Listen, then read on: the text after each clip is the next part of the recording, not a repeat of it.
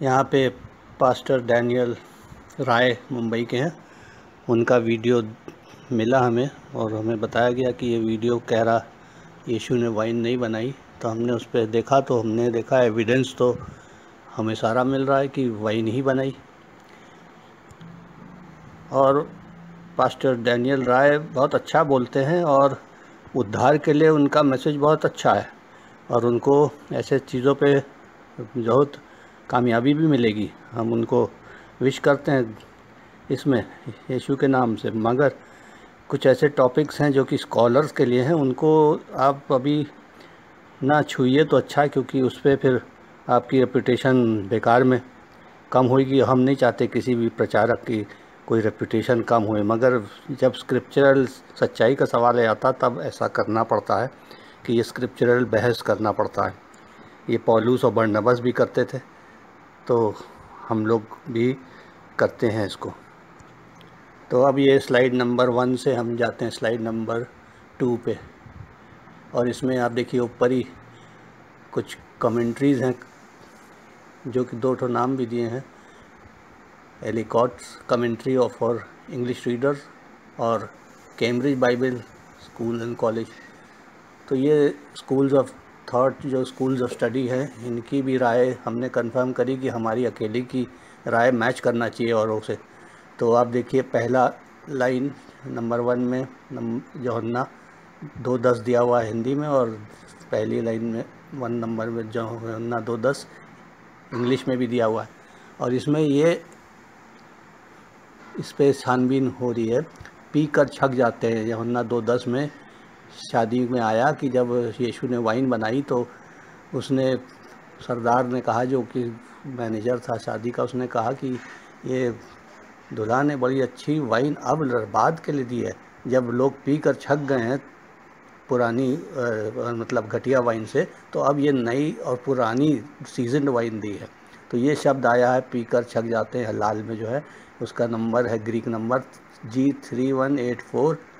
और नीचे देखिए दूसरी लाइन में सेम वर्ड ग्रीक 3184 है, मिथो टू ड्रिंक टू इंटॉक्सिकेशन मतलब नशा।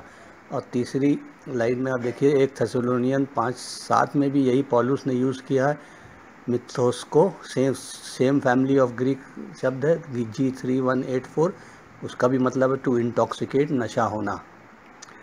और अब यूहन्ना 2:10 में देखिए इंग्लिश में मैन पी कर छक जाने का मतलब है मैन हैव वेल ड्रंक। तो ये इसमें यही जो ड्रंक है, ये इंटॉक्सिकेशन का, नशे का शब्द आया है इतनी वर्सेस में। जेनेसिस 43:34 यानी कि उत्पत्ति 43:34, फिर मैथ्यू 24:29, मती 24:49, एक्ट्स 2:15 यानी प्रेरितों का काम 2:15, 1 कुरिन्थियन 11:21 और एफिसियों 5:18 और 1 थेसलोनियन 5:7 और प्रकाशितवाद रेवलेशन प्रकाशितवाद 17:6। ये सब में यही शब्द आया है ड्रंकनेस, नशा होना, G3184 जो कि है मिथो या मिथोस को। अब ज़रूरी चीज़ ये है कि लाइन नंबर 4 में देखिए आखिरी में पौलुस ने ये 1 कुरिन्थियंस 11, 20, 21 और 22 में, जो कि प्रभु भोज का में इस्तेमाल होता है ये वर्ष। प्रभु भोज इसी से पढ़ा जाता है, कम्युनियन होता है इसी से, जो कि लॉर्ड सपर कहते हैं इंग्लिश में। तो उसमें पहले पौलुस के टाइम पे वैसे ही होता था जैसे यीशु के टाइम पे, क्योंकि ये देखिए पौलुस जब ये लिख रहा है तो ये करीब 44 AD है और 35 AD में यीशु मरा है। तो 19 साल बाद ही, सिर्फ 19 साल हुए हैं और बहुत से वो जिंदा हैं भी हैं जो यीशु के साथ थे। और ये प्रभु भोज हो रहा है। प्रभु भोज तब होता था, चर्च में सब खाना लेके आते थे, पूरा खाना होता था।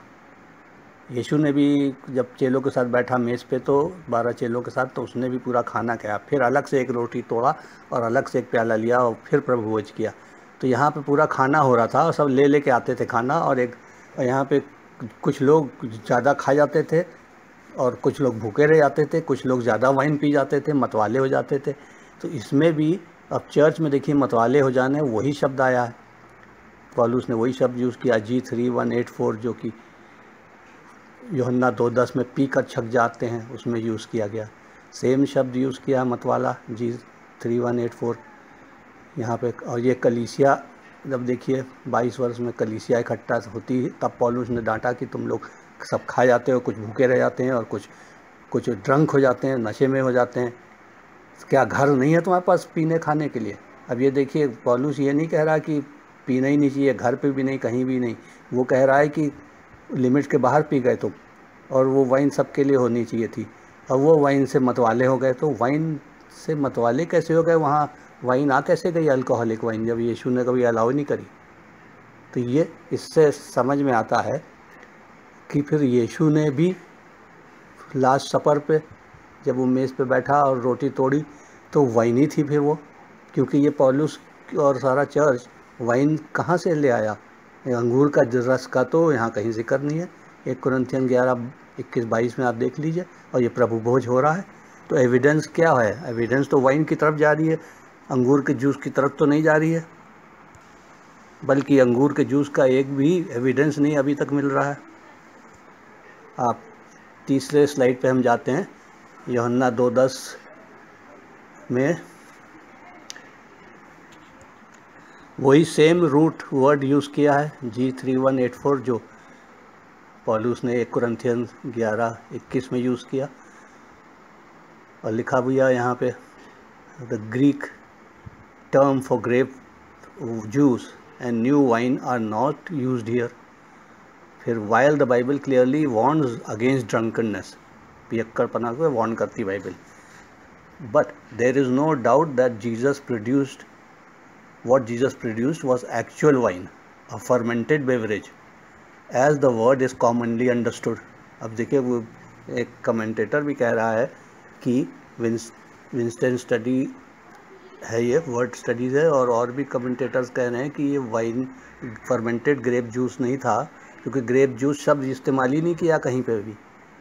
सेम G3184 मीथो टू ड्रिंक टू इंटॉक्सिकेशन, मीथोस को जैसे 1 थेसलोनियन 5:17-7 में आ रहा है, तो वो सब निखाता नशे वाली वाइन। तो ये एविडेंस फिर देखिए वही वाइन की तरफ जा रहा है और कोई और ड्रिंक की तरफ नहीं जा रहा।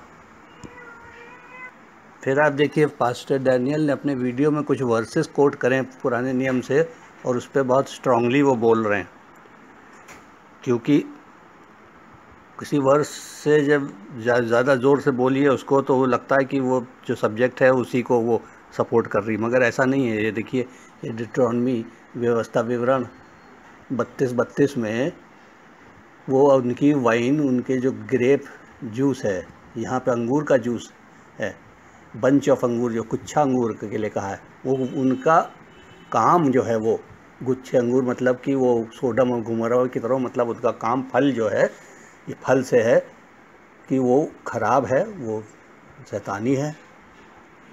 और यहाँ पे इससे कोई मतलब नहीं है कि वाइन ख़राब है या बनाना ख़राब है या पीने वाला ख़राब है, ये कहीं कुछ नहीं कह रहा है। और दूसरा देखिए डिट्रोनमी 32-33 वर्ष में वही वाइन जो है उनकी वो जहर है, सांपों का जैसे, यानी कि उनके फल, उनके कार्य गंदे हैं, शैतानी हैं। और वही शब्द आया है इसके यहाँ पे वाइन के लिए, H3136 यायन वाइन है, फर्मेंटेड वाइन है। तो ये नीचे नोट्स एरो पे लिखा हुआ है कि both the above verses talk about vine tree and cluster of grapes to be bitter evil works of wicked men, मतलब होता है। The verse does not say anyone who drinks wine or in limit or makes wine is cursed or is a sinner। तो इसमें कहीं नहीं ये दोनों versus में कह रहा है कि बनाने वाला या पीने वाला गुनहगार है। फिर 5वें स्लाइड पे हम जाते हैं, तो हबक्कुक 2:15 की वर्स है, इनने कोट करी पास्टर डैनियल ने। उसमें भी वो पिला रहा है, वाइन पिला रहा है अपने पड़ोसी को, ताकि वो उसको नशा हो जाए और उसका नंगापन फिर वो देख सके। ये दुष्टता कर रहा है, वो वाइन को दुष्टता में इस्तेमाल कर रहा है यहाँ। तो ये वर्ड्स भी नहीं कह रही है कि वाइन ख़राब है या वाइन को पीने वाला ख़राब है, वो तो कह रही है कि मिसयूज़ ऑफ वाइन दिखा रही है। इससे क्या मतलब है वाइन बनाना ख़राब है या वाइन पीना लिमिट में ख़राब है, ये तो नहीं कह रहा। ये तो वर्ड्स से कोई मतलब नहीं। अब देखिए यही चीज़ दाऊद ने करी 2 सैमुएल 11:13 में, नीचे दिया हुआ है 2 सैमुएल 11:13, और हिंदी में दिया हुआ है एकदम कि दाऊद ने जब देखा कि वो यूराया जो था, जिसकी बीबी को उसने ले लिया था और उसके साथ जो शारीरिक संबंध भी किया और वो गर्भवती हो गई उसकी बीवी, तो वो गया था लड़ाई में सामने, बहुत आगे जोब के साथ था लड़ाई में। उसको फिर दाऊद ने बुलाया कि, और उसको कहा, पूछा पाछा उससे, कहा जाओ घर पे सो जाओ, खिलाया पिलाया भी उसे, ताकि वो अपनी बीवी के साथ सो जाए और वो जो गर्भवती पना है वो दाऊद का ढक जाए और लग जाए कि उसके पति से ही ये बच्चा गर्भवती हुई है वो। तो ये छिपाने के लिए दाऊद ने उसको पी के जो मतवाला किया, वही शब्द आया GH, हिब्रू शब्द H7937, जो कि इसमें आया है इस वर्ष में। वही शौकार स्ट्रॉन्ग ड्रिंक, शौकार स्ट्रॉन्ग ड्रिंक, व्यवस्था विवरण 14:26 में भी है, दूसरी जगह आप देखेंगे वही स्ट्रॉन्ग ड्रिंक इस्तेमाल हुई है यहोवा के सम्मुख। तो ये देखिए, इसका मतलब कहीं ये नहीं है कि वाइन ख़राब है, वाइन बनाने वाला ख़राब है। ये तो सिर्फ कह रहा है कि वाइन का मिसयूज़ दिखा रहा है।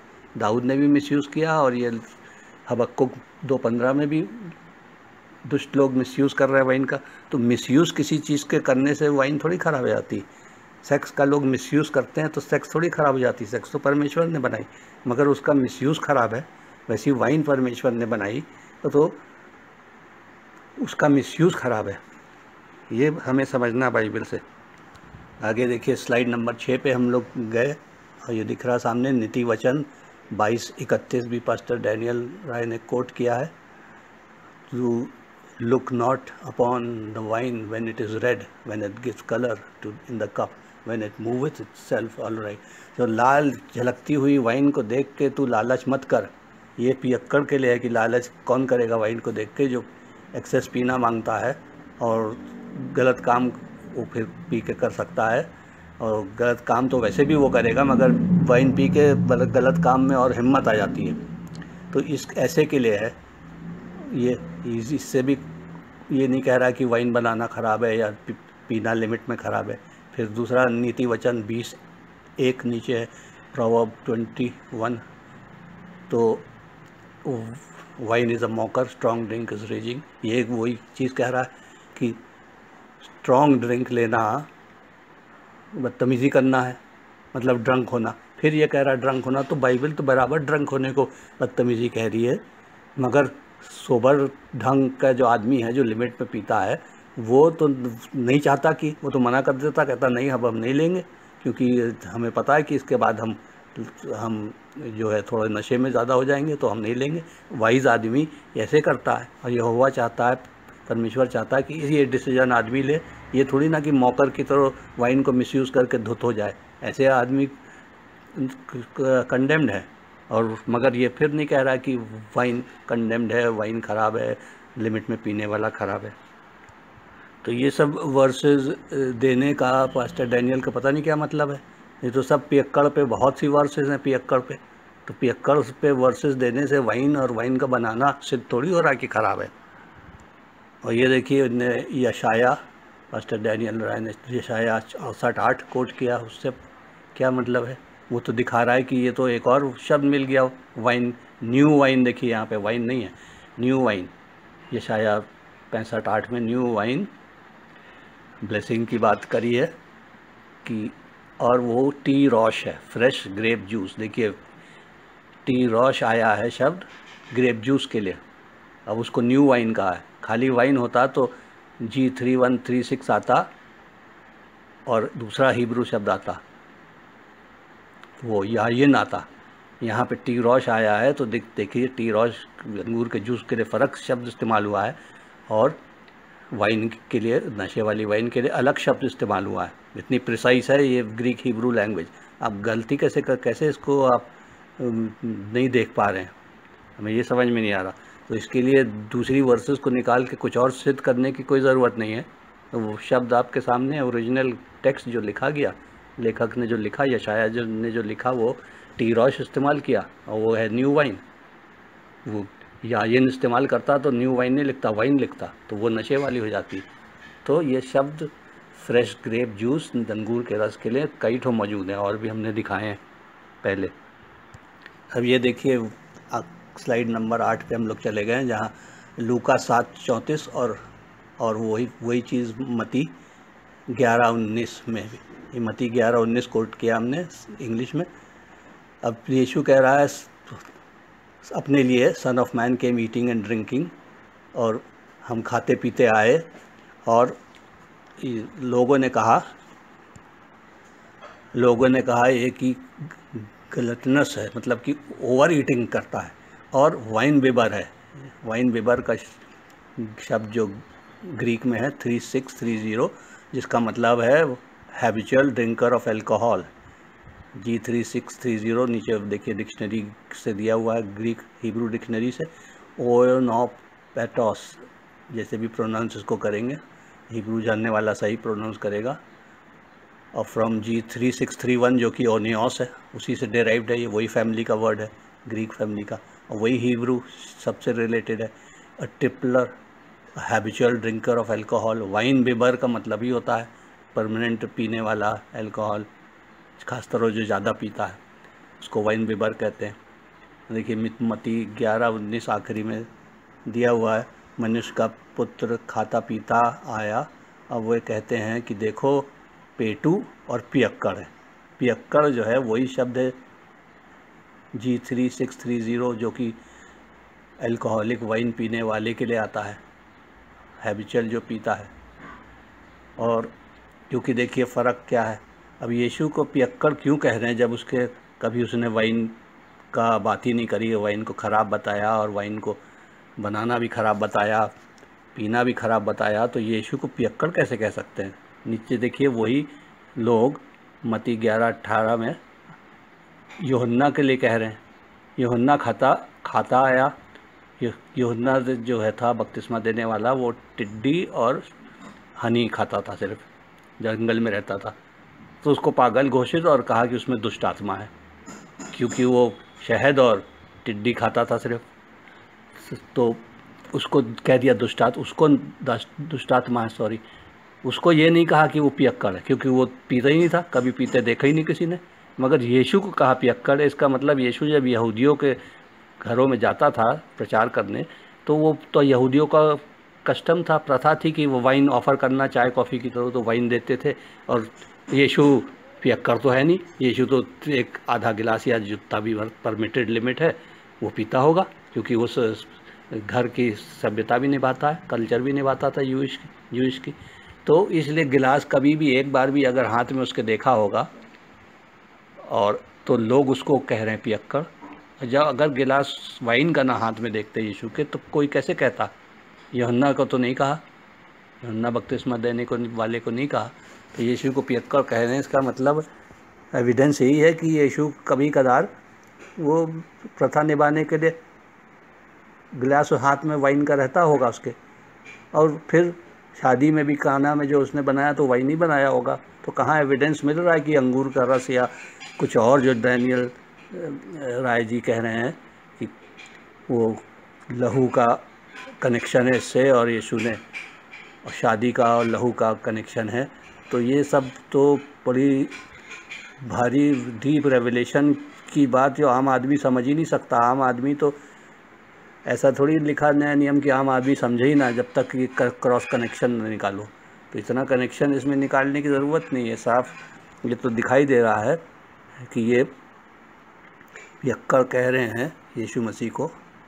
तो ज़रूर वाइन की प्रथा थी, एक तो ये दिखा रहा है कि पियक्कड़ कैसे, अगर फ़र्ज़ करो छुआ भी नहीं कभी, गिलास यीशु के हाथ में नहीं था, तब भी पियक्कड़ कहने का मतलब है घरों में वाइन ऑफ़र किया जाता था जहाँ यीशु जाता था, भले ही यीशु ने ना भी पिया हो, मगर पूरा एविडेंस है कि पिया होगा, तभी तो कह रहे हैं। तो ये भी दिखाता है कि प्रथा थी वाइन की पीने की इज़राइल में। तो शादी में क्या बनेगा, अंगूर का रस पीने की प्रथा कहीं नहीं दिखती है हमें, और ना स्कॉलर इसको ढूंढ पा रहे हैं, प्रथा दिखती है वाइन की। तो यीशु ने वाइन ही बनाया, और वाइन बाइबल ख़राब नहीं कहती है, ना वाइन का बनाना ना वाइन का पीना, अगर वो लिमिट में होए, पियक्कड़ की श्रेणी में नहीं होए जो आदमी, वो पीना उसके लिए कोई गुनाह नहीं है, ये बाइबल कहती है।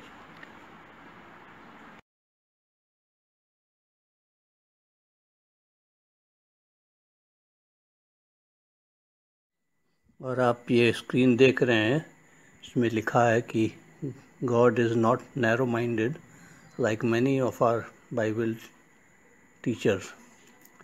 तो परमेश्वर की सोच इतनी छोटी नहीं है, नैरो नहीं है, जैसे कि हम लोग प्रचारक की भी होती है, बाइबल पे विश्वास करने वालों की भी होती है। तो सब उतने बड़े सोच के नहीं होते, मगर परमेश्वर ने कुछ चीज़ें शुरू से बनाई हैं, और खाने पीने की चीज़ों पे बहुत गौर जाता है लोगों का कि ये ख़राब करती हैं। आगे देखिए वीडियो के पास से डैनियल, ये आपने क्या बोल दिया, क्या यीशु ने ही शराब बनाकर क्या खुद श्रापित हो गया? मैं आपको बताता क्यों, क्योंकि लोग कहते हैं कि यीशु मसीह ने अंगूर का जूस नहीं बनाया, यीशु मसीह ने नशा बनाया या अल्कोहल बनाया। तो ऐसे वक्त में मैं ये स्टेटमेंट डाल रहा हूँ, आप वचन देखे कौन सा आ रहा है, ये शाया की किताब उसका 5:22 का कहता, देखिए लिखा है कि हाय उन पर जो दाख मधु पीने में वीर और मदिरा को तेज बनाने में बहादुर है। तो इसका मतलब है अगर यीशु मसीह अल्कोहल बना रहा है, तो इसका मतलब है क्या यीशु मसीह ऐसा बनाकर वचन कहता है क्या वो श्रापित है? ये देखिए यहाँ पर, क्या यीशु मसीह श्रापित हो गया? जी नहीं, यीशु मसीह ऐसा कोई चीज नहीं बनाएगा या बनाएगा। देखिए वचन क्या कहता है, ये पोस्ट क्या कहता है कि जिसको बाइबल गलत बोलती है उसको यीशु मसीह कभी नहीं बनाएगा। तो और इतने दावे के साथ कहना, एक ठो वर्स लेके यशाया 5:22, वो भी सिर्फ हिंदी में दिखाना, हिंदी में तो लिखी नहीं गई बाइबल लिखी गई ग्रीक में, mainly Hebrew, Greek, Aramaic.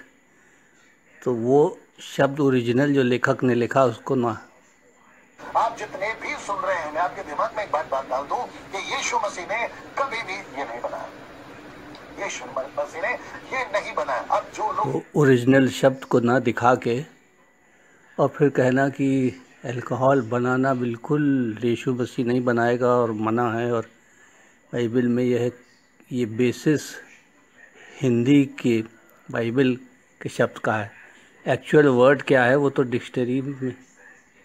National लोगों की जो कहते हैं कि हम पी सकते हैं, तो मैं सभी को कहना चाहता हूं कि सर यहाँ पर वचन को देख लीजिए, लिखा है कि हाय उस पर जो पीता है, और लिखा है कि हाय उस पर जो इसको बनाता है, दोनों भी श्रापित है। अब आप सोच के देखिए आप कौन से कैटेगरी में खड़े हैं। मैं वापस कहता हूँ, जो चीज को बाइबल मना करती है आपको उसको नहीं करना है। तो फिर क्या बनाया था यीशु मसीह ने? अब प्रश्न ये उठता है कि क्या बनाया था यीशु मसीह ने? दस्तावेज मौजूद हैं नए नियम के, उसमें आप देख सकते हैं कि क्या ओरिजिनल था, उसी से बाइबल ट्रांसलेट होती है, हिंदी में थोड़ी ना लिखी गई।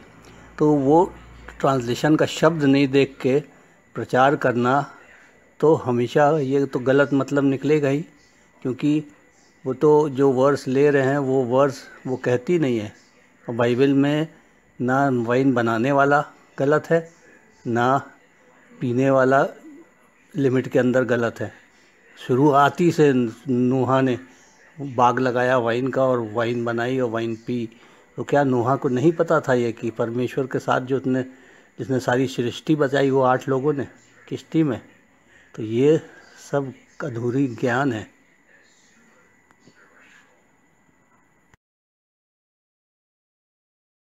देखिए इसमें कमी क्या है इनके पास्टर डैनियल के वीडियो में, कि ये कनेक्शन निकाल रहे हैं, कनेक्शन पे कनेक्शन निकाल रहे हैं बिना बेसिक चीज़। जो फर्स्ट स्टेप है कि वो हिब्रू और ग्रीक शब्द जो लिखा गया है ओरिजिनली, उसको निकाल के सामने रखें कि ये शब्द यूज़ किया है। वो शब्द ही डिसाइड कर देगा कि क्या हो रहा है। कौन सी चीज़ बनाई गई, कौन सी चीज़ नहीं बनाई गई। तो वो शब्द ही ओरिजिनल नहीं सामने लाके कनेक्शन पे कनेक्शन निकालना, प्रकाशन निकालना, रेवलेशन निकालना, ये तो और बेसिक चीज़ जो है आधार, उसको छोड़ के एक आगे स्टेप पे जंप कर जाना और कनेक्शन निकालना शुरू कर देना, ये तो गलत तरीका एकदम। ये तो एकदम मतलब कि बेसिक चीज़ को छोड़ के जंप करना, मतलब कि ये तो एक तरीके का, उनको शायद पता नहीं कि बाइबल कैसे इंटरप्रेट करी जाती है। इसका हमें ज़रा अफसोस है, क्योंकि एक पास्टर को ऐसे नहीं करना चाहिए कि ग्रीक शब्द और हिब्रू शब्द ना निकाले और जंप करने लगे कनेक्शंस पे सीधे। वो तो हायर स्थिति, जब हिब्रू शब्द से क्लियर नहीं होता तब आप कनेक्शंस और रेवलेशन पे जाते हो। तो ये आगे देखिए, आपको क्लियर होगा कि क्यों ये ग्रीक और हिब्रू डिक्शनरी जो ओरिजिनल दिखाती है कि क्या ओरिजिनल लिखा गया, वो कंसल्ट करना, उससे वचन को वेरीफाई करना बहुत ज़रूरी है, तब आगे कनेक्शन या रेवलेशन निकाला जाता है। इसको ध्यान रखिए। आगे आप वीडियो पे हर एक वचन को ध्यान से देखिए कि कैसे वो उसका मतलब निकलता बिना कनेक्शन के, बिना प्रकाशन के। फिर आप जब बेसिक ग्रीक और हिब्रू शब्द देख लोगे, फिर आप जानोगे कि 80% बाइबल का शब्द और मतलब बिना प्रकाशन के, बिना कनेक्शन, बिना क्रॉस वर्ड्स मिलाए निकल आता है, सिर्फ हिब्रू ओरिजिनल वर्ड देखने के लिए, हिब्रू और ग्रीक डिक्शनरी देखने से। इसीलिए स्ट्रॉन्ग्स ग्रीक डिक्शनरी सारे स्कॉलर्स कंसल्ट करते हैं। तो आप आगे देखिए कैसे होता है, ये सच्चाई जानिए। हेलो दोस्तों, जय मसीह की भाइयों बहनों। ये वीडियो जो आप सामने देख रहे हैं पास्टर डैनियल राय का, मुंबई के हैं, और इस वीडियो में वो ये बता रहे हैं कि वाइन यीशु ने कहना शादी में नहीं बनाई, बल्कि अंगूर का जूस बनाया, दाख रस नहीं बनाई बल्कि अंगूर का रस बनाया। तो ये टीचिंग बाइबल में कहीं नहीं मिलती है, ये हम दिखाना चाहते हैं आपको। अब पहले ही बता देना चाहिए, इसका ये मतलब नहीं कि हम कह रहे हैं कि आप वाइन पीने लगिए, नहीं, हम जो सही बात है बाइबल में वो आपको सिर्फ दिखा रहे हैं। आपको इनकरेज नहीं कर रहे कि आप वाइन पीने लगें, ये ध्यान में रखिएगा। अब आप देखिए स्लाइड नंबर 1 पे हम जाते हैं। यहाँ के अंगूर का रस या दाख रस, वाइन, जिसका कि मतलब इंग्लिश में लिखा गया है ओनियोस, OINOS, या इसकी प्रोनाउंसिएशन के लिए ओयोनॉस, जो आप देख रहे हैं ओयोनॉस हम मान लेते हैं क्योंकि वो सही प्रोनाउंसिएशन है। तो ये यूहन्ना 2:3 में 2 बार ये शब्द ग्रीक का इस्तेमाल किया गया, यूहन्ना 2:9 में 1 बार, यूहन्ना 2:10 में 2 बार वाइन इस्तेमाल किया गया, यूहन्ना 4:46 में 1 बार, यानी कि टोटल ये 4 वचनों में 6 बार वाइन शब्द ग्रीक का G3631 ओयोनॉस इस्तेमाल किया गया, जो कि हिब्रू वर्ड से डिराइव किया जाता है। वो है H3196 यानी कि यायन, क्योंकि पहले यहूदी लोग, इज़राइल के लोग हिब्रू कहलाते थे, तो हिब्रू उनकी आज के ग्रीक शब्द बोलते हैं, तो ग्रीक शब्द हिब्रू से हमेशा निकाला जाता है। ओरिजिनल हिब्रू है ग्रीक का, तो रूट मतलब यही दिया गया यायन, यानी कि वाइन दाकरस, अंगूर का रस नहीं। अब आप उसके नीचे ए लाइन है, उसमें देखिए G3631 जो ये शब्द बराबर ये 6 यूहन्ना की वर्सेस में आ रहा है, वो है ओयोनॉस। हिंदी में बराबर दिया हुआ है ओयोनॉस, मतलब बराबर है यायन, बराबर है हिब्रू शब्द H3196, बराबर है नशे वाली दाकरस। साफ मतलब है। नीचे आप देखिए बी, उसी के नीचे बी लाइन है, उसमें हिब्रू शब्द H8492, इसमें हिब्रू शब्द H8492 दिया गया, जो कि प्रोनाउंस किया जाता है टी रॉश। और एक और उससे रिलेटेड शब्द है हिब्रू H3423। ये दोनों का मतलब है ग्रेप जूस, दोनों का मतलब है अंगूर का रस। और ये दोनों दो शब्द अंगूर के रस के हैं हिब्रू में, फिर भी एक बार भी नहीं नए नियम में तीरोश लिखा गया है वाइन को, हमेशा यायन लिखा गया है, यानी कि वो नशे वाली वाइन ही है। तो यहीं पे आप देख सकते हैं कि पूरे नए नियम में, जो कि ग्रीक और अरेमिक में लिखी गई ज़्यादातर, उसमें कहीं भी तीरोश यानी कि अंगूर का जूस का शब्द नहीं आया है। वो 29 बार नए नियम में ये ओयोनोसी शब्द आया है ग्रीक का G3631, और जो कि हिब्रू यायन के बराबर है। हिब्रू शब्द तीरोश नहीं इस्तेमाल किया गया कहीं भी, जबकि दो दो शब्द है अंगूर के जूस के, दो दो शब्द मौजूद है हिब्रू में। तो क्या ट्रांसलेटर सब गलत थे जो उनने यायन ही इस्तेमाल किया हमेशा वाइन के लिए? अब आप कह सकते हो कि अरे ओनियोस जो वाइन है ग्रीक में, उसका मतलब जो है वो अंगूर के रस से भी निकाला गया है कई बार हिस्ट्री में। हाँ, निकाला गया होगा, मगर यहाँ पे नहीं निकाला गया है। यहाँ पे यायिन से निकाला गया है। यायिन होता है नशे वाली दाकरस वाइन। बराबर throughout the New Testament यायिन, ओयोनोस, ग्रीक शब्द ओयोनोस और हिब्रू शब्द यायिन चल रहा है। स्ट्रॉन्ग नंबर यही बता रहा हमें।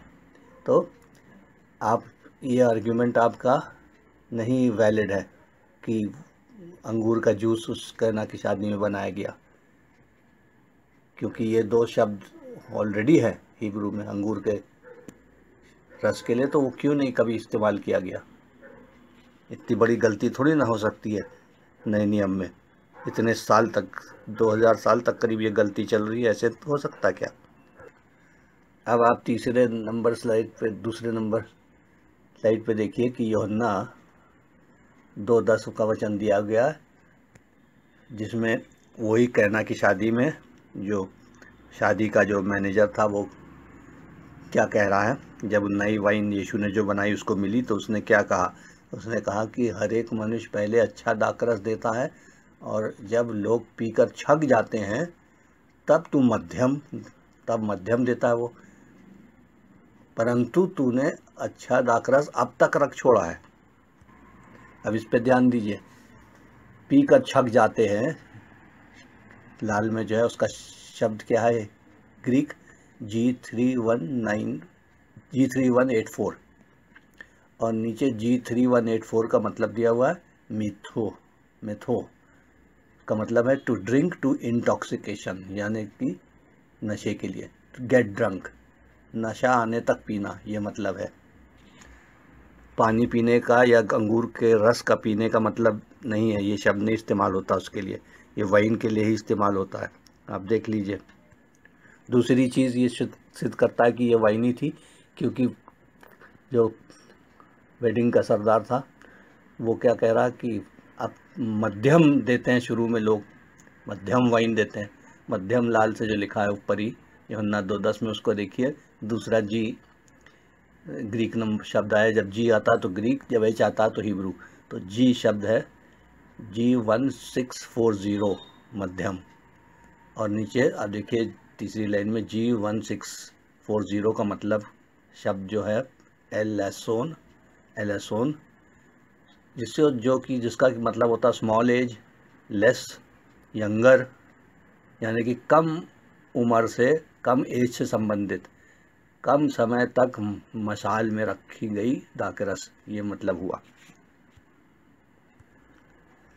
अब ये शब्द मध्यम G1640 अगर अंगूर का रस होता उसके लिए नहीं इस्तेमाल हो सकता ये, क्योंकि अंगूर का रस पुराना अच्छा नहीं होता, पुराना तो सड़ जाएगा, वो ख़राब हो जाएगा, फर्मेंट होने लगेगा, और 21 दिन रखा रहा तो वाइन ही बन जाएगा वो। तो अंगूर का रस फ्रेश दिया जाता है, ये वाइनी के लिए है। आप देख लीजिए यूहन्ना 2:10, जहाँ सरदार पार्टी का क्या कह रहा है, जो मैनेजर है वो वही कह रहा है, और ये वाइन के लिए कह रहा है।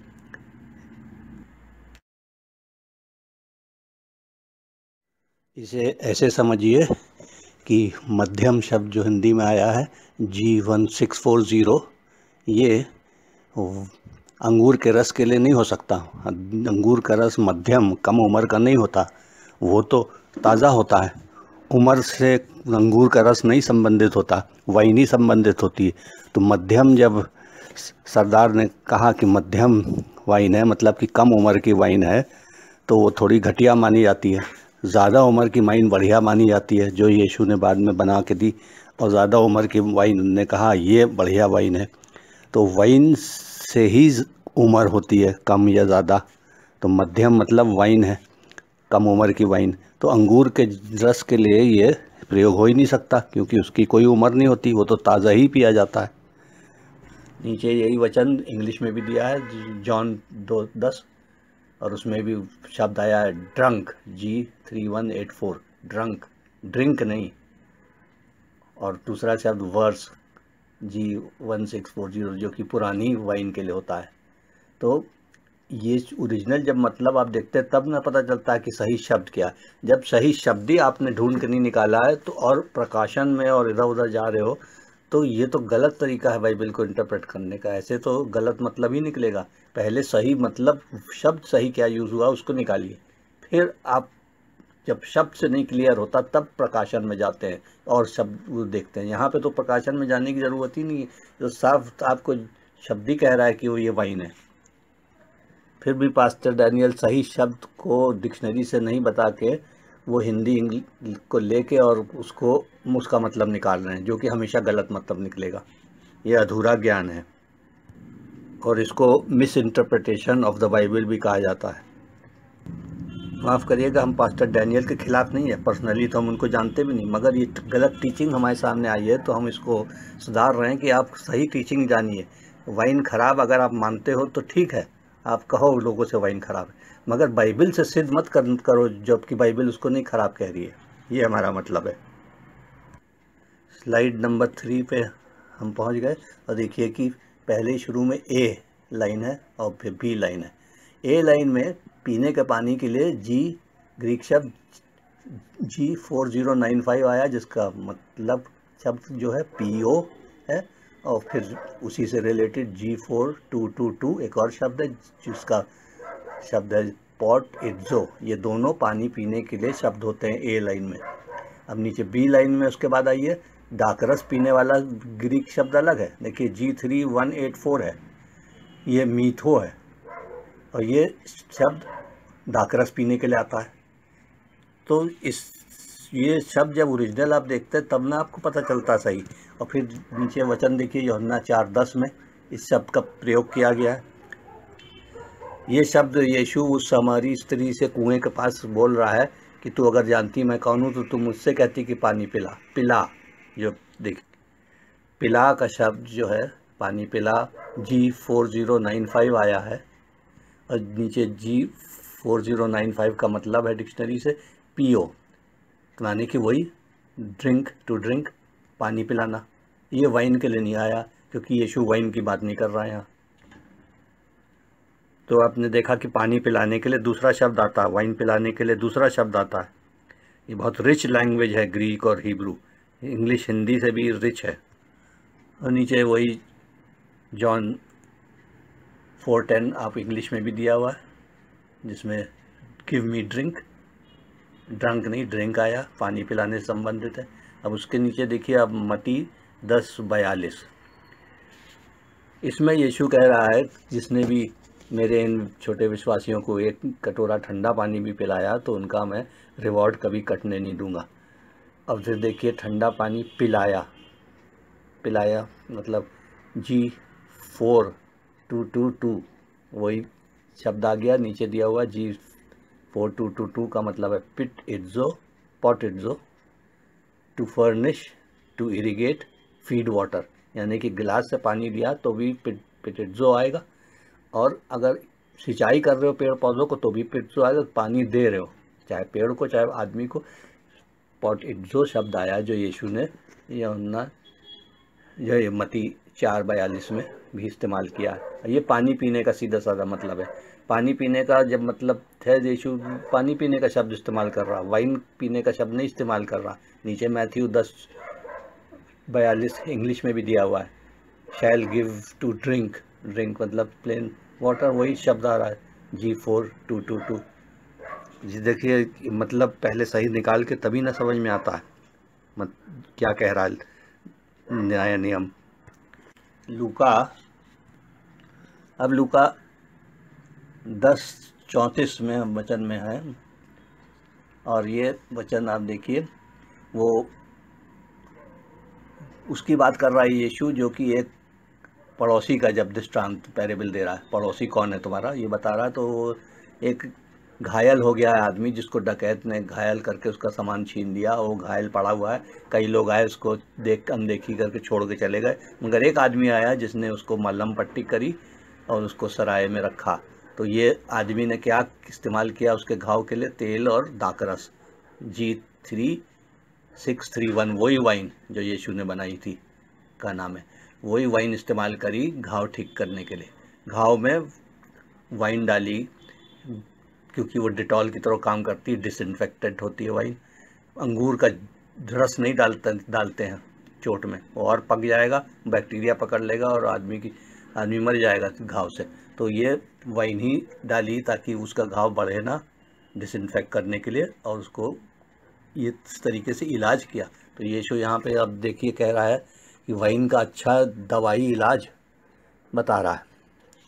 और वाइन को कहते हैं पास्टर डैनियल की यीशु बड़ी गंदी चीज़ है, यीशु ना बनाएगा, ना बनाने वालों पीने वालों को वो करेगा। यहाँ तो यीशु उसको दवाई की तरह भी इस्तेमाल कर रहा है और उसका दृष्टांत दे रहा है। वाइन की बात ही क्यों कर रहा है जब इतनी ख़राब है वाइन यीशु के लिए। फिर अब नीचे लूका 10:34 इंग्लिश में भी दिया हुआ, उसमें भी देख लीजिए वही शब्द आया। फिर नीचे लूका 5:38 जो कि इंग्लिश में दिया हुआ है, but new wine must be put into new bottles and both are preserved. अब ये न्यू वाइन बॉटल देखिए आया, मगर बॉटल शब्द नहीं है। बॉटल शब्द क्यों नहीं है? क्योंकि ओरिजिनल ग्रीक शब्द है G779 जो कि एस्कॉस है, जो कि चमड़े का बैग होता है, बॉटल नहीं। चमड़े के बैग में वाइन रखी जाती थी पुरानी करने के लिए, ताकि यीशु कह रहा कि अगर नई वाइन को नई चमड़े के बैग में रखोगे तो दोनों बचेगी, दोनों, ना वाइन ख़राब होगी ना बैग ख़राब होगा। देखिए वो दोनों की प्रिजर्वेशन की बात कर रहा है, वाइन की बात कर रहा है। वाइन ही की नहीं, वाइन में जो जिसमें स्टोर करी जाती है उसके भी फटे ना, उसकी भी अच्छाई की बात कर रहा है कि दोनों बची रहे। तो वाइन यीशु की नज़र में बड़ी ख़राब थी और वाइन ही का फिर से एग्जाम्पल दे रहा है और कह रहा वाइन को कैसे बचा के रखो, वाइन का कंटेनर भी कैसे बचा के रखो। ऐसे कैसे हो सकता है अगर वाइन बहुत ख़राब है बाइबल में। और ये देखिए दूसरा शब्द जो आखिरी शब्द लूका 5:38 में प्रिजर्व मतलब बचाना, वो G4933 शब्द आया, ग्रीक का ओरिजिनल यूज़ किया और नीचे मतलब दिया G4933 का, उसका शब्द है सूंटेरे। ये शब्द इस्तेमाल किया जो कि कंजर्व करता है, खराबी से बचाता है, प्रिजर्व करता है।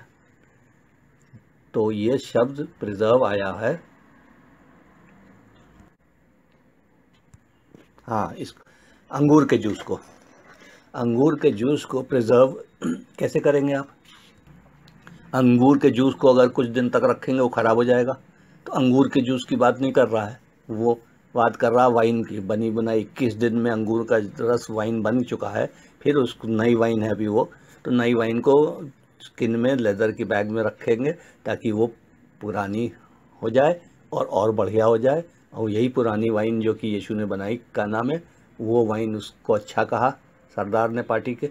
तो ये वाइन की बात यीशु कर रहा है फिर से, और मशाल की वाइन को भी बचाने की बात कर रहा है और वाइन को भी। तो फिर आप देखिए कि ये यीशु वाइन को जो मना करता है वाइन बड़ी ख़राब है, तो फिर से वाइन को बचाने की बात और वाइन का दृष्टांत, उसके अच्छे गुण दवाई की तरह सब कुछ क्यों कह रहा है। इसीलिए देखिए सही मतलब नहीं निकालने वाला दोषी ठहराया जाएगा। वाइन पीने से आपको उतना दोष नहीं लगेगा, मगर बाइबल का मतलब गलत निकालने से ज़रूर दोष लग जाएगा, क्योंकि लिखा है बाइबल में टीचर्स डबल चेक करे जाएंगे, अध्यापक जो बन जाते हैं वो डबल चेक करे जाएंगे। तो बिना पूरी स्टडी के आप बाइबल के ऐसे सेंसिटिव टॉपिक पे प्रचार ना करें, तो हम आपको एडवाइस यही देंगे। अब ये स्लाइड नंबर 5 पे चले जाइए, तो सामने आपके है एफिसियों 5:18 का वचन, जिसमें देखिए पौलुस अब क्या कह रहा है, और दाखरस से मतवाले ना बनो क्योंकि इससे लुचपन होता है, और आत्मा से परिपूर्ण होते रहो। तो ये पौलुस यहाँ पे देखिए बता रहा है कि मेनली ये किस लिए वचन है कि मतवाले शब्द आया G3182, G3182 का नीचे मतलब मिथॉस को दिया हुआ है, मिथॉस को, टू इंटॉक्सिकेट यानी टू नशा करना, बी ड्रंक। तो वही शब्द आ रहा है G3 वाइन के लिए, और दाखरस से मतवाले ना हो यानी कि वाइन वही ओनियस से मतवाले मत हो। ओनियस वाइन है जो कि यीशु ने वाइन बनाई थी, कहना वही वाइन की बात कर रहा हो। कह रहा ज़्यादा पीने से मतवाले होते हो, और ज़्यादा पीने से क्या होता है, लुचपन। लुचपन के नीचे G8:110 दिया, G8:10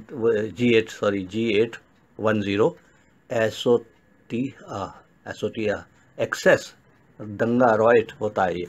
तो वाइन एक्सेस पीने से तो पौलुस मना कर रहा है, वाइन पीने से नहीं मना कर रहा, कह रहा है एक्सेस मतवाले मत हो, पियक्कड़ मत बनो। और तिमुथी से आपको पता, वो कह रहा है कि वाइन थोड़ी पी लिया करो, क्योंकि ताकि तुम सही रहो, पेट सही रहे तुम्हारा।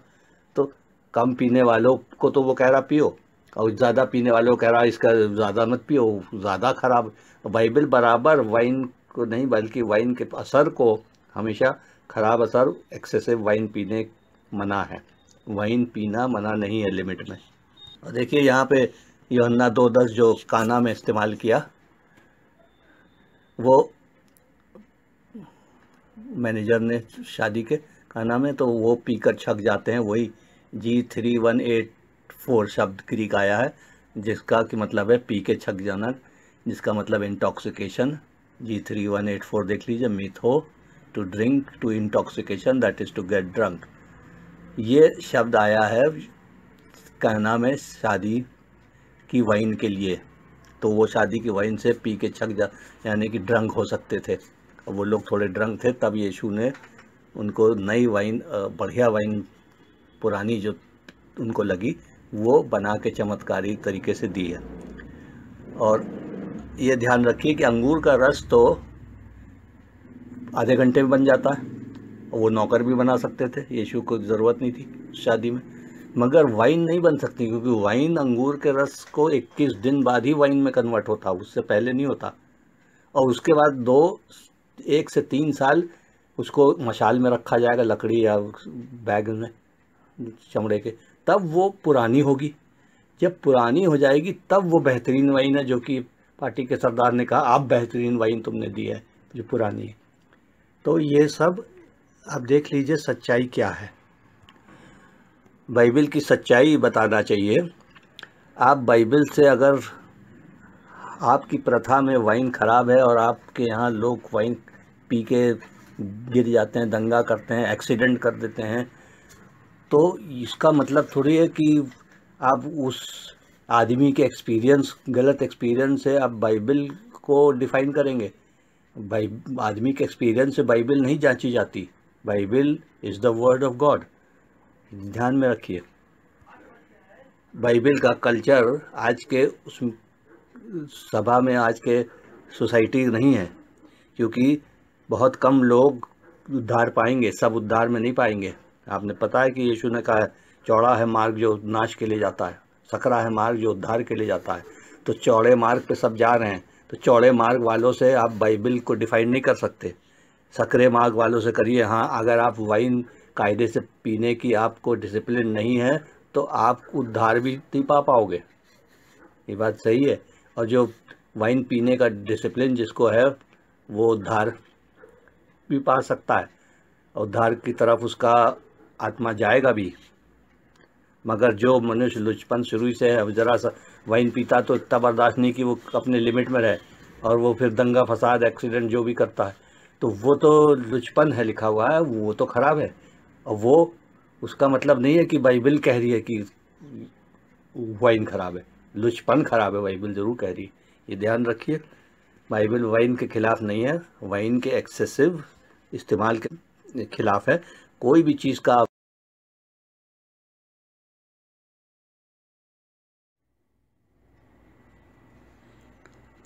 जय मसीह की भाइयों और बहनों, ये स्लाइड नंबर 0 आप ये देख रहे हैं, एक ख़ास वीडियो। और इस वीडियो का शीर्षक है यीशु का पहला चमत्कार दाखरस ही क्यों। अब इसका जवाब हमें देना पड़ रहा है, क्योंकि दाखरस ही क्यों, तो उसका जवाब थोड़ा तो यहीं पे लिखा हुआ है। ये पास्टर डैनियल राय मुंबई के हैं, ने ये वीडियो बनाया है। तो दाखरस ही क्यों, क्योंकि यूहन्ना 2, 3 और 10 वर्ष में यही लिखा है कि यीशु मसीह ने जो वाइन बनाई उसका नाम है ग्रीक में ओनियोस, जिसका ग्रीक नंबर G3631 है। वो बराबर है याहिन हिब्रू वर्ड के, हिब्रू जिसका नंबर है H3196। तो लेखक ने ओनियोस शब्द इस्तेमाल किया है यूहन्ना 2 में वाइन बनाने के लिए। उसका मतलब वाइन ही होता है, ये है इसका वर्ड।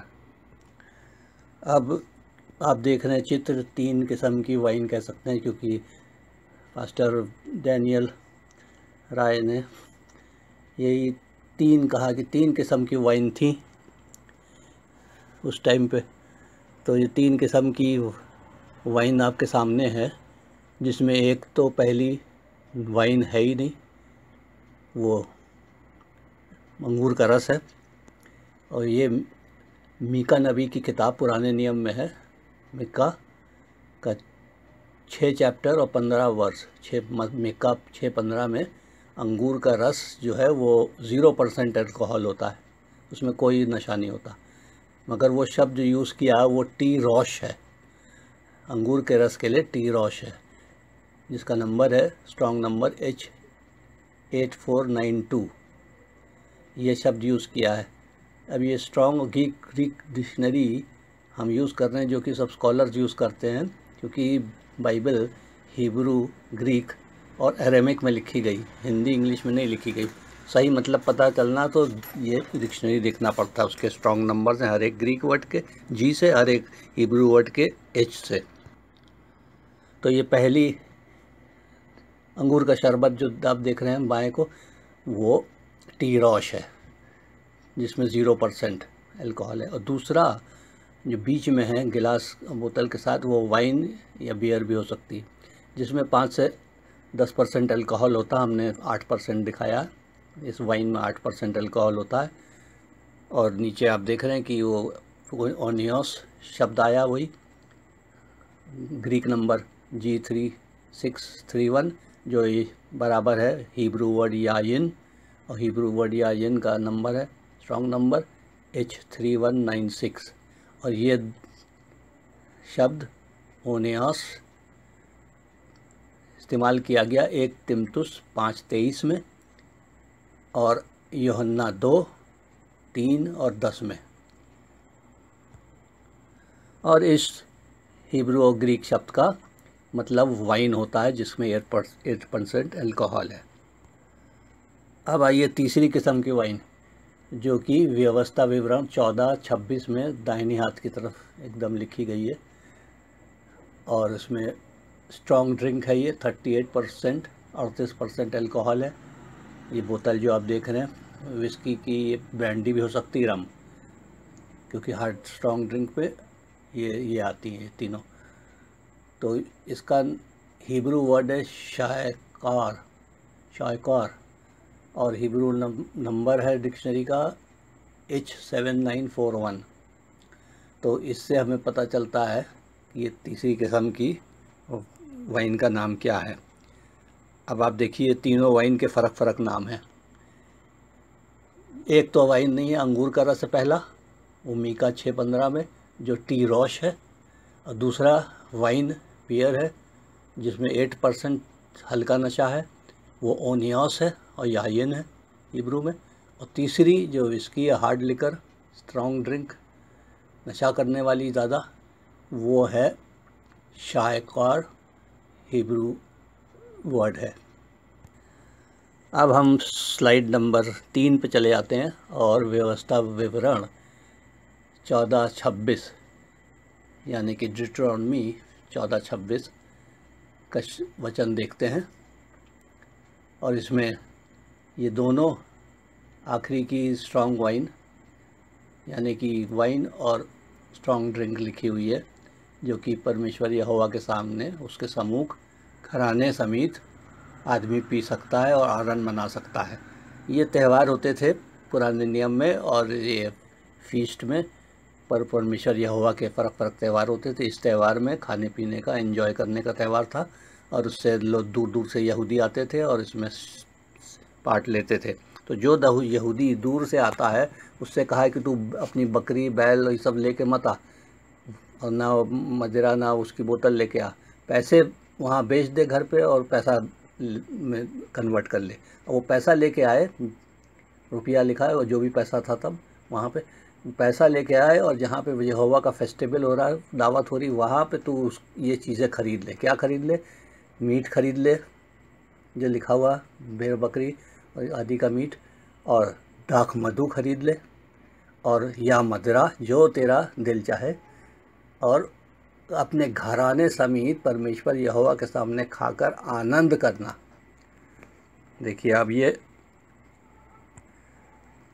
पहला वाइन का शब्द जो आया दाख मधु, व्यवस्था विवरण 14:26 में आप देखिए, उसका नीचे डिक्शनरी से मतलब दिया हुआ, हिब्रू डिक्शनरी से दाख मधु is equal to original Hebrew word H3196, यायन शब्द है, हिब्रू ओरिजिनल शब्द है ये, और इसका मतलब है इम्प्लीकेशन, इंटॉक्सिकेशन, यानी कि नशे वाली दाख मधु। और फिर दूसरा जो लाल से मदिरा, मदिरा जो कहा है पीने को, पी सकता है आदमी जो चाहे तो। और मदिरा का नीचे सबसे नीचे डिक्शनरी से दिया हुआ है, मदिरा is equal to original Hebrew word number H7941, और ये शायकार है वही, जो कि एक इंटॉक्सिकेंट है, मतलब कि नशे वाली। और दूसरा शब्द आया इंटेंसली अल्कोहलिक लिकर, यानी कि ज़्यादा नशे वाली लिकर है, वाइन है, अल्कोहल है, जिससे आप ड्रंक हो सकते हैं। स्ट्रॉन्ग वाइन है, यानी कि हिंदी में तेज़ नशा करने वाली दाख मधु ये है। तो अब आप देखिए, ये दाख मधु जो वाइन या बियर के बराबर है, 8% अल्कोहल, वो भी आप पी सकते हो। और मदिरा जो स्ट्रॉन्ग ड्रिंक है, यानी कि विस्की रम की तरह 38-38% अल्कोहल की, वो भी आप पी सकते हो और आनंद मना सकते हो यहोवा के सम्मुख, उसके सामने। अब जाहिर सी बात है कि जब यहोवा के सामने परिवार समेत कोई खा पी रहा है और दाखरस और मधु और वाइन पी रहा है, तो वो लिमिट के बाहर तो जाएगा नहीं, वो एक लिमिट में पिएगा और वहाँ पे कोई मिसबिहेव नहीं करेगा। ये देश को ये नहीं है कि आप बार में जाके या हवली में जाके या ठट्टे उड़ाने वालों के साथ जाके पी रहे हैं, ये नहीं कहा है। यहोवा के सम्मुख घराने समेत पी के एंजॉय करो, यानी कि वो नॉर्म दिया हुआ जिसमें तुम ये कर सकते हो, यानी कि इसके बाहर अनजाति के साथ करना ठीक नहीं है। अब हम चौथे स्लाइड में जाएंगे, और जहाँ पे नाज़राइट भी वाइन पी सकता है, ये गिनती 6:20 में आप देख लीजिए, ये वचन दिया हुआ है। और वो नाज़राइट जो होता है वो अपना एक शपथ लेता है, वाव करता है परमेश्वर यहोवा से कि इतने दिन में तुम्हारे समूह, तो उस दिन में वो बाल नहीं काटता है और कुछ नहीं करता, वो वाइन नहीं पीता है। मगर जब वो उसका दिन पूरा 6 महीने साल भर जो भी समय दिया था उसने यहोवा को अपने मुंह से, वो जब पूरा हो जाता तो वो याजक को दिखाता, अपना चढ़ावा देता है और याजक उसको फ्री डिक्लेयर करता है। उसके बाद वो दाख मधु पी सकता है। कौन सी दाख मधु?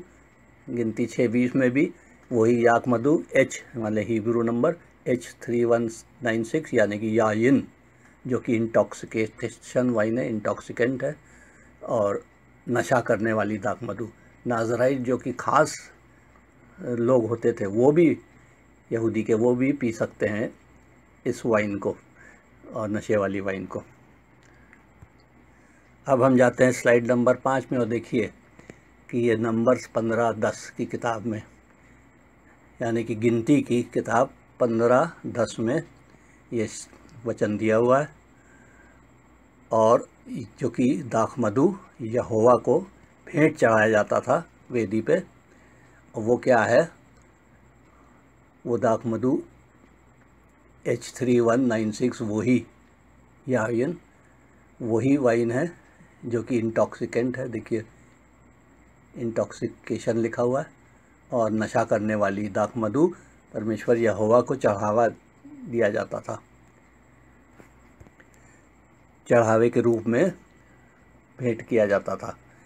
और यही दाख मधु, यही वाइन जो कि नशे वाली है, यही लेवी व्यवस्था 23-13 और निर्गमन 29-40 में भी यही दाख मधु यहोवा को चढ़ाया जाता था।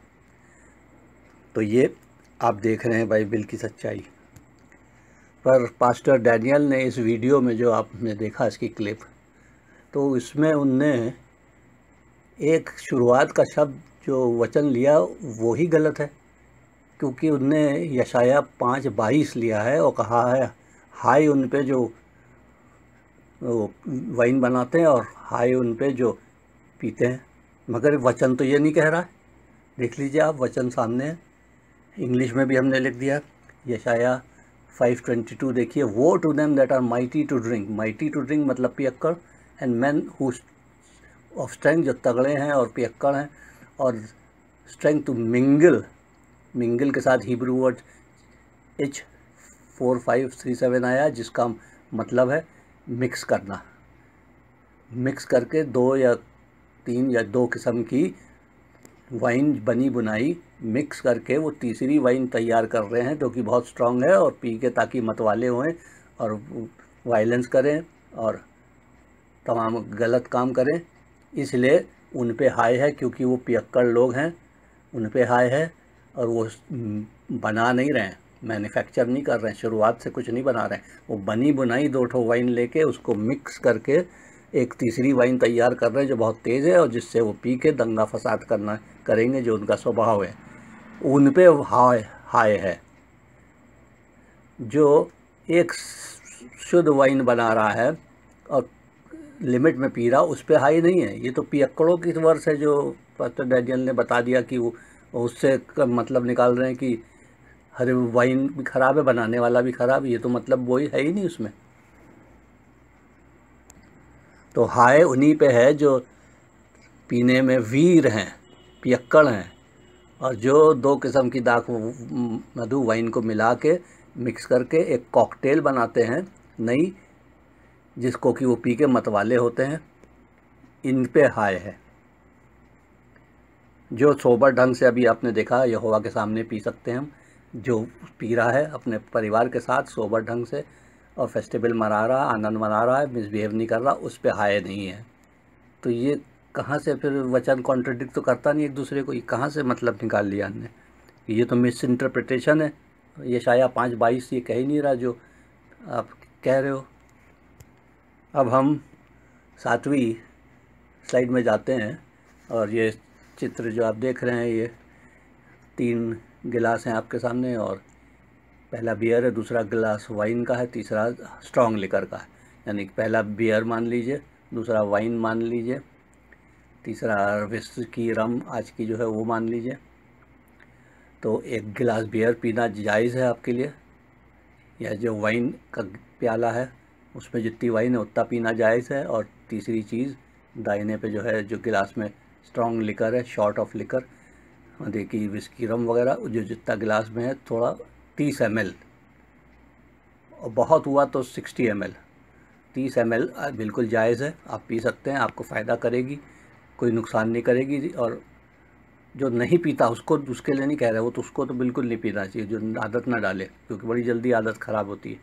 जो विश्वासी पीता है पहले से, तो वो इस लिमिट में पी सकता है, क्योंकि बाइबल से ये लिमिट निकलती है, क्योंकि ये लिमिट देखी गई है प्रैक्टिकली कि ये लिमिट नशा आउट ऑफ कंट्रोल नहीं करती। नशा तो हर चीज़ करती है, आप एक छोटा 30 ml लेंगे तो नशा तो करेगी, मगर आप वाइन नशे के लिए बनी है और वाइन नशा तो करेगी, मगर आप आउट ऑफ कंट्रोल नहीं होगे, आप लिमिट में रहोगे। तो ये एक मापदंड है जो बाइबल से के सारे वचनों से देख के निकाला जा सकता है, वो आपके सामने है। इस लिमिट में पियोगे तो कोई गुनाह नहीं है, कोई सिन नहीं है। चाहे आप बियर पियो तो एक गिलास, वाइन पियो तो दूसरा चित्र है, हार्ड लिकर पियो तो तीसरा गिलास है। इतना ही लिमिट में रहना चाहिए। और इसके लिए आप स्लाइड नंबर 8 को देखिए। यहाँ पे ये जो यहोवा ने कहा है कि हमारे समूह घराने समूह रह के इसे पी सकते हो, तो ये देखिए कि ये 2 जन हैं, ये मियाँ बीवी हैं, ये थोड़ी वाइन लेके पी रहे हैं और आनंद मना रहे हैं। तो इस तरीके से पारिवारिक तरीके से, ये नहीं कि वो बच्चों को पिला रहे हैं, हाँ वो जो बड़े हैं वो पिएंगे और वो आनंद मना रहे हैं। ये एक सही ढंग है पीने का। अगर ऐसे आप पीते हैं तो कोई गुनाह नहीं है। और ये देखिए कायदे से पी रहे, जैसे यहोवा ने कहा है वैसे पियो, घराने के और ये ठट्टेबाजों के साथ, और बार में या हौली में जाके नहीं पी रहे हैं। और राइट हैंड पे आप देखता है, हाथ पे देखेंगे एक यहूदी शादी का सीन है, जिसमें कि लोग वाइन पी रहे हैं, हार्ड लिकर भी पी रहे हैं और टोस्ट कर रहे हैं, यानी कि चीयर्स करते हैं जो, और लेडीज़ भी हैं, सब हैं, और एक सही ढंग से बच्चे भी बैठे हैं। तो सही ढंग से वो पी रहे हैं, जैसे कि एक सोबर ढंग से, एक सिविलाइज्ड ढंग से वाइन पिया जाता है, वैसे पी रहे हैं। अगर ऐसी शादी में आप जाते हैं तो आप पी सकते हैं, कोई आप गुनाह नहीं है पीना इस तरीके से, क्योंकि बाइबल में सारे वचन जो है वो पियक्कड़ों पे हैं। जब भी वाइन को ख़राब कहा है यहोवा ने, तो वाइन को नहीं कहा, पियक्कड़ों को ख़राब कहा है। तो ये ध्यान रखिए कि ये सोबरिटी और ये एक तरीके से डिसिप्लिन मेंटेन होना चाहिए। तो आप देखिए ये 9वीं स्लाइड में यीशु ने मिलावट नहीं करी, पर यीशु ने शुद्ध वाइन बनाई। एक किस्म की वाइन बनाई, 2 किस्म की बनी बनाई लेके मिलावट करके कुछ नहीं बनाया। उसने जो वाइन बनाई वो शुद्ध थी, शुद्ध वाइन आनियोस बनाया, ग्रीक शब्द G3631, जो कि जूस के लिए नहीं इस्तेमाल किया जाता, वाइन के लिए इस्तेमाल किया जाता है। तो आपने देखा जूस के लिए जो शब्द इस्तेमाल किया जाता है वो मिक्का में है, मिक्का की नबी की किताब में, और वो शब्द ये नहीं है। यहाँ पे शब्द ओनियोस है, वहाँ पे जो शब्द है वो फ़र्क है। तो उस जूस के लिए फ़र्क है शब्द, और वाइन के लिए फ़र्क है। और देखिए ये बीच में स्कॉलर्स की राय है, और ये The belief that Jesus created alcoholic wine is definitely more in agreement with the context of the definition usage of oneos. Oneos शब्द जो वाइन के लिए आया है, तो वो ज़्यादा एग्रीमेंट में है कि वो वाइन ही थी बनिस्बत कुछ और थी। ये स्कॉलर कह रहे हैं। उसका आपने देखा कि ये एड्रेस जो लिंक दिया हुआ है, इसमें पूरी यहूदी ट्रेडिशनल वेडिंग के बारे में पूरा दिया हुआ है, और उसमें ये भी लिखा हुआ है कि alcohol is traditionally served at Jewish wedding, यानी कि परंपरा है यहूदी शादियों में अल्कोहल वाइन देना, पीना, सर्व करना, जैसे चाय कॉफ़ी की तरह। और वो लोग सिविलाइज्ड लोग हैं, वो हमेशा पीते, कोई दंगा फसाद नहीं करते, आज भी नहीं करते, और इस तरीके से अलाउड है।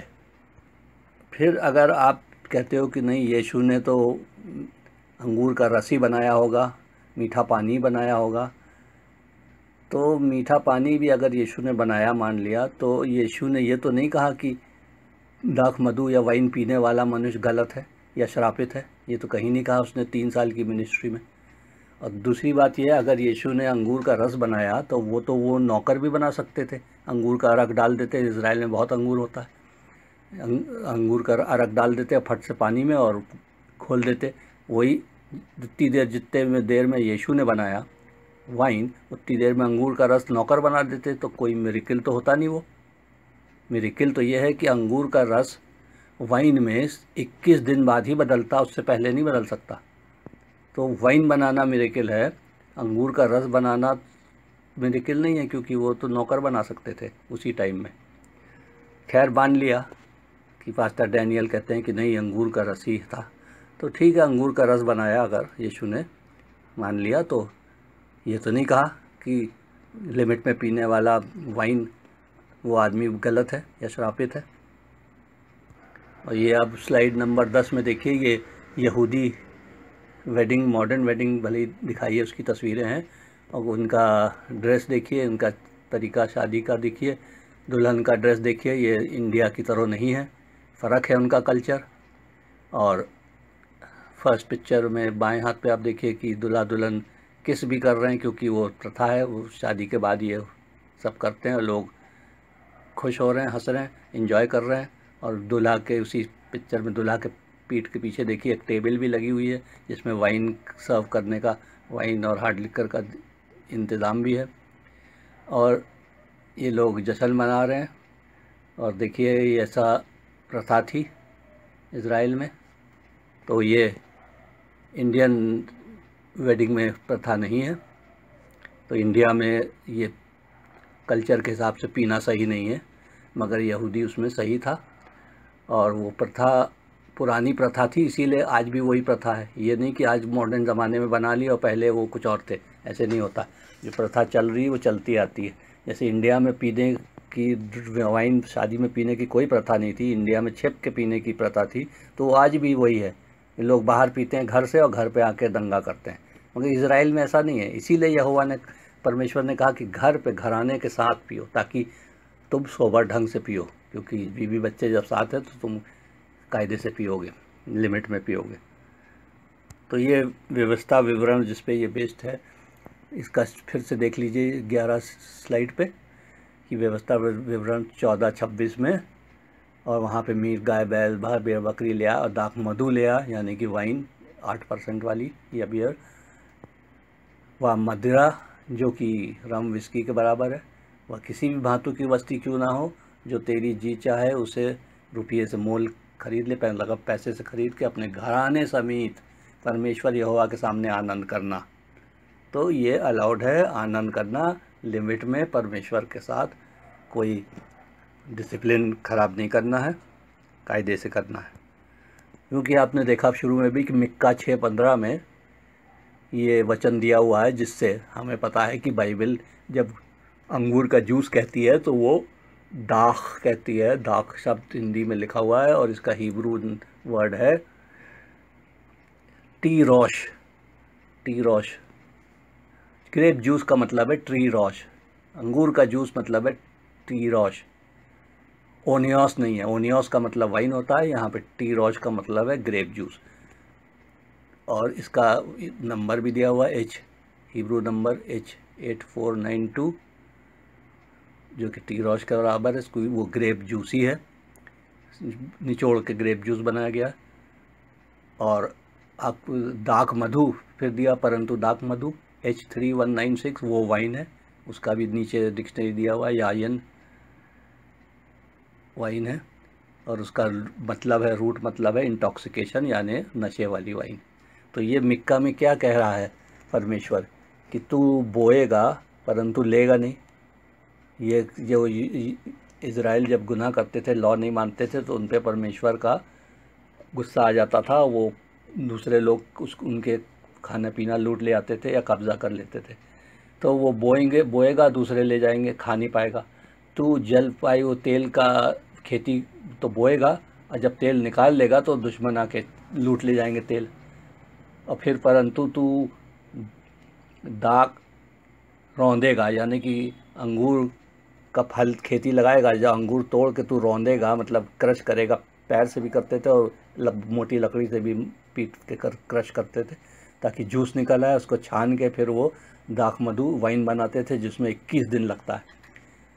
तो आप तू जूस तो बनाएगा मगर वाइन नहीं पी, दाख मधु नहीं पी पाएगा, क्योंकि तेरा जूस जिससे वाइन बनती वो तो लूट ले जाएंगे दुश्मन तेरे। तो ये तुझे लॉस है, क्योंकि दाख तूने रौंदा था वाइन बनाने के लिए, और वाइन तू पी ना पाएगा।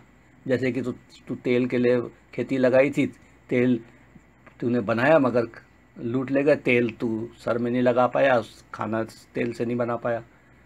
तो ये लॉस है वाइन नहीं पी पाने का, ये वाइन ख़राब नहीं कह रहा है। ये देखिए, ये समझिए बाइबल का कल्चर।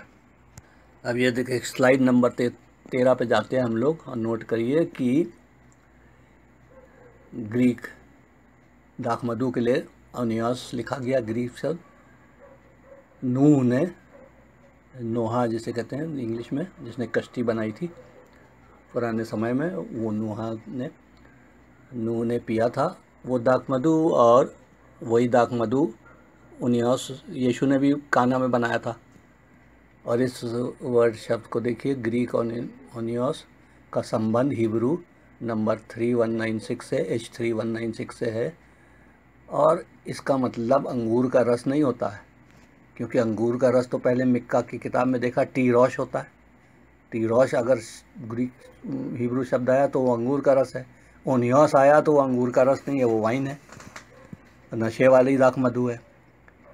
बल्कि पौलुस ने तिमुथियुस से कहा यही वाइन पीने को, ओनियस नशे वाली। देखिए 1 तिमुथियुस 5:23 में पौलुस कह रहा भविष्य में केवल जल ही ना पीने वाला रहे, पर दाख रस भी काम में लाया कर। यानी कि पौलुस तिमुथियुस से कह रहा है कि भविष्य में पानी खाली ना पी, दाख रस भी पीता रहे। मतलब कि एक दिन के लिए नहीं कह रहा, कभी कह रहा कि बराबर पीता रहे, क्योंकि तेरा पेट गड़बड़ाता है जब तू प्रचार करने जाता है, दूसरे देश का फ़र्क पानी पीता तो पेट अपसेट होता है थोड़ा। तो वो दाख मधु जो है नशे वाली वाइन, ये थोड़ा पिएगा तू तो पेट ठीक हो जाएगा, और जर्म्स मर जाते हैं पेट के, और दवाई की तरह तू पी सकता है। तो वो कम मात्रा में पौलुस ने कहा है पीने को, वही दाख रस ओनियस पीने को कहा है, जो कि H3196 की आयन से रिलेटेड है, जो कि बाय इम्प्लीकेशन इंटॉक्सिकेशन यानी कि नशे वाली दाख रस है। तो ये देखिए यीशु ने जो बनाया नशे वाली, इसी पे ये वचन आता है। नूह ने जो कश्ती बनाने वाला जो था, उसने वाइन जो बनाई, दाख मधु पिया। उत्पत्ति 9:20 से 21 में आप पढ़ सकते हैं। और नूह ने किसानी करी और खेती लगाई उसकी, और दाख रस की बारी लगाई, बाग लगाया, और दाख मधु पीकर मतवाला भी हो गया, यानी नशा था उसमें, और अपने तंबू के भीतर नंगा भी हो गया, यानी कि नशे वाली चीज़ नूह ने पिया। तो दाख मधु बनाने वाला बाइबल में गलत कैसे है? नूह ने तो जड़ से बनाया, सब खेती करी, और फिर अंगूर वो कह रहे अंगूर को से रस बनाया, रस से वो फिर 21 दिन बाद वाइन बनाई। जब वाइन में नशा हो गया वो पिया, और वो धुत हो गया, और वो ड्रंक भी हो गया। और नूह ड्रंक होने की वजह से अब कोई गलत काम नूह ने नहीं किया, वो अपनी वाइफ के साथ जो अलाउड है मैरिज में, वो वाइफ के साथ कमरे के भीतर किया। मगर अगर उसके बेटे ने हैम ने झांका और वो किया तो हैम गलत है, उसका बेटा गलत है, नूह गलत नहीं है। तो देखिए आपकी बनाने वाला वाइन गलत नहीं है, जो पास्टर डैनियल कहते हैं, जो बनाता वो भी गलत है, जो पीता वो भी गलत है। तो नूह ने तो पिया और धुत भी हुआ, मगर नूह तो स्वर्ग में है। देखिए कैसे स्वर्ग में है, इसका प्रूफ भी है बाइबल में। हेजिकल की किताब, हेजिकल कहते हैं हिंदी में, हाँ, हेजिकल 14:14 और 14:20 में, 14 और 20 ये 2 वर्ष में कई बार परमेश्वर ने कहा है, अगर मेरे सम्मुख नूह, डैनियल और अयूब भी विनती करें मुझसे, ये इज़राइल तेरे लिए, तब भी मैं तुझे तेरे गुनाह को नहीं सुनूंगा, क्योंकि तूने बहुत उल्लंघन किया है और दुष्टता की है। तो ये नूह, डैनियल और अयूब की दुआ भी नहीं सुनूंगा। इसका मतलब नूह, डैनियल और अयूब स्वर्ग में है। नूह स्वर्ग में है, नूह जिसने कश्ती बनाई वो स्वर्ग में है, और वो दाख मधु पी के धुत भी हो गया था। तो अब देखिए बाइबल का कल्चर ये है, वो मैं नहीं बना के कह रहा, आपके सामने वचन है। तो इसमें दिक्कत ये है, क्योंकि आपने देखा इंडियन कल्चर और इज़राइल कल्चर में बहुत फ़र्क है। तो इंडियन कल्चर में शायद पास्टर डैनियल सोचते हैं कि जब इंडियन कल्चर में बड़ी गंदी चीज़ है ये, और लोग झगड़ा करते हैं और बवाल करते हैं, तो ये नहीं कि लोग ख़राब हैं। उन्होंने कहा कि वाइन ख़राब है, तो ज़रूर बाइबल में वाइन बिल्कुल मना होनी चाहिए। तो जब बाइबल जब पहले से सोच लिया कि मना होनी चाहिए, तो इंडियन कल्चर को वेरीफाई करने के लिए वो बाइबल वचन ढूंढने लगे कि उस तरीके के वचन, और जब नहीं मिला तो वो वचन को उलट फेर के ज़बरदस्ती उसमें वो खोजने लगे जो कि वो चाहते थे होए, कि अंगूर का रस बना और वाइन बड़ी ख़राब है, वाइन बनाना भी वाला भी ख़राब है, पीने वाला भी ख़राब है। मगर यहाँ तो हम देख रहे हैं बाइबल में ऐसा नहीं है। तो आप इंडियन कल्चर को लेके अपने परिवार का कल्चर लेके आप चाहें कि बाइबल को आपका कल्चर के हिसाब से चलना चाहिए, तो बाइबल आदमी के कल्चर से नहीं चलता। Bible is the word of God, वो गॉड के वचन से चलता है। बाइबल हम लोग के लोकल कल्चर से नहीं चलता, वो यहूदियों का कल्चर से चलता है। और परमेश्वर यहोवा इज़राइल का परमेश्वर था। अब हमारे अनजाति का हो गया है यीशु की वजह से, वो तो हमें खुश होना चाहिए। मगर हम, यीशु ने भी कहा इज़राइल से ही उद्धार है। नबी साहब इज़राइल से आए थे, और इज़राइल का प्रथा बाइबल की प्रथा है, और उसमें दाख मधु और वाइन पिया जाता था, कोई गुनाह नहीं था। मगर इससे ये मत सोचिए कोई भी विश्वासी जन या और भी कि पीने का लाइसेंस नहीं मिल गया। हमने आपको दिखा दिया था पहले ही कि पीने की लिमिट बाइबल के हिसाब से निकाली है। वो देख लीजिए फिर से स्लाइड नंबर 7, जहाँ पे पहला गिलास है, 1 गिलास बियर आप पी सकते हैं।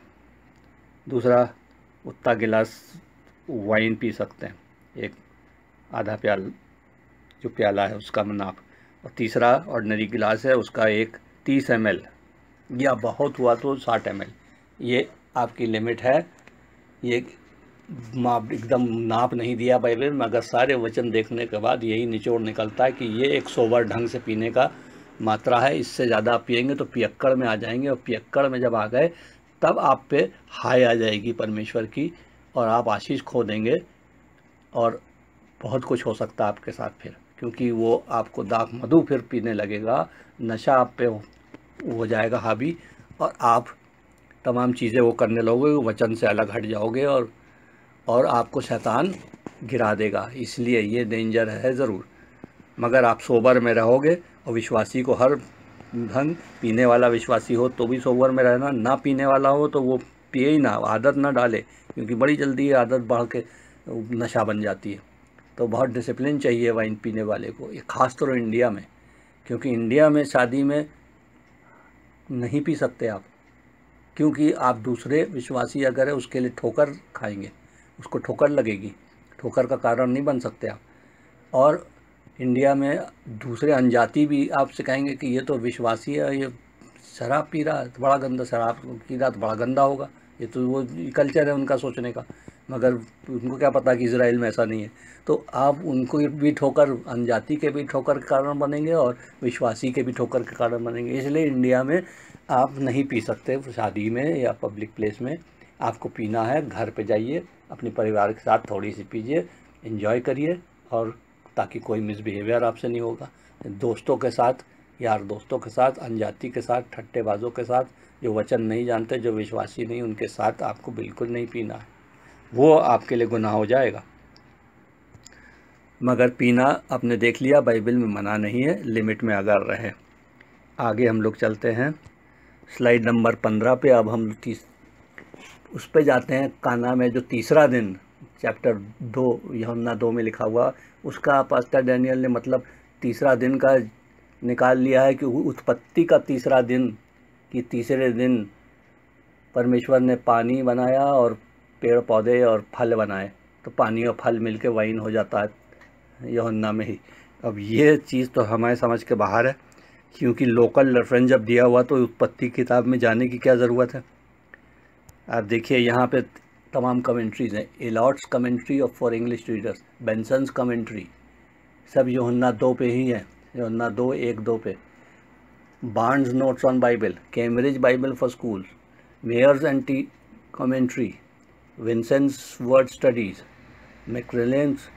मैक्लर्न्स एक्सप्लोजिशंस, और ये और मैथ्यू हेनरी की भी हमने देखा, वो सब एक ही चीज़ कह रहे हैं कि रेफरेंस टाइम का थर्ड डे टाइम का तीसरे दिन का लोकल है और कहीं से नहीं है। क्योंकि बाइबल जब लिखी गई तो आप देखिए आगे, ये तब से है जबकि यीशु ने उसको नथानियल और फिलिप के साथ हुआ और उसके साथ फिर काना गया जो कि 30 मील दूर था और 4 मील और था नाज़रेत से, तो वहाँ उसको जाना था शादी में, तो वो तीसरे दिन पहुँचा है। और ये टाइम पहले ही चैप्टर से शुरू हो जाता है। आगे देखिए आपको समझ में आएगा। स्लाइड नंबर 16 पे हम हैं अब, और टाइम रेफरेंस यूहन्ना चैप्टर 1 और यूहन्ना चैप्टर 2। लेकिन ये टाइम उत्पत्ति की किताब से नहीं है। तीसरा दिन आप देख लीजिए, एरो बनी हुई है, डे फॉलोइंग।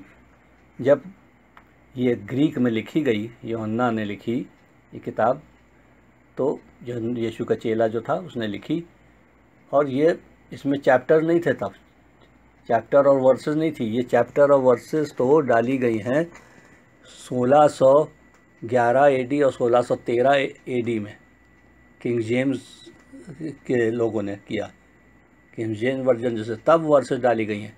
पहले तो 1 और 2 चैप्टर एक थे, स्क्रॉल्स होते थे, और यूहन्ना ने स्क्रॉल पे लिखा है, चैप्टर डाल के थोड़ी लिखा है। ओरिजिनल ग्रीक में चैप्टर नहीं है, तो इसलिए टाइम देखिए। अब इसमें हमने ABCDEF इतनी वर्सेस दी हैं, और उनका रेफरेंस यूहन्ना 1:28 से शुरू है, जहाँ पे जॉर्डन नदी के पार यूहन्ना बपतिस्मा देने वाला बपतिस्मा दे रहा था, और वहाँ से रेफरेंस शुरू किया है जॉन ने, जो यीशु का चेला था। यूहन्ना ने लिखा है कि नेक्स्ट डे यूहन्ना बपतिस्मा देने वाले ने देखा परमेश्वर का मेमना आ रहा है, यीशु को देखा। फिर सी पे जाइए, यूहन्ना 1:35 में, again the next day then again the next day. फिर उसके डिसाइपल्स यूहन्ना के साथ थे उसके। फिर डी में जाइए, यूहन्ना 1:43 में, द डे फॉलोइंग, फिर डे का रेफरेंस है। फॉलोइंग रेफरेंस के साथ नेक्स्ट डे के बाद डे फॉलोइंग, या उसके बाद का दिन। जीसस गैलरी में गया और फिलिप को ढूंढा उसने, कहा मुझे मेरे पीछे हो ले।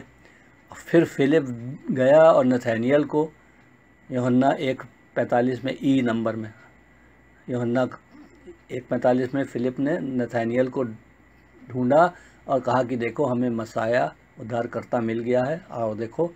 तो वहाँ से फिर यीशु ने नथानियल से बात करी और कुछ चीज़ें करी, यूहन्ना में लिखी हुई है पहले चैप्टर में।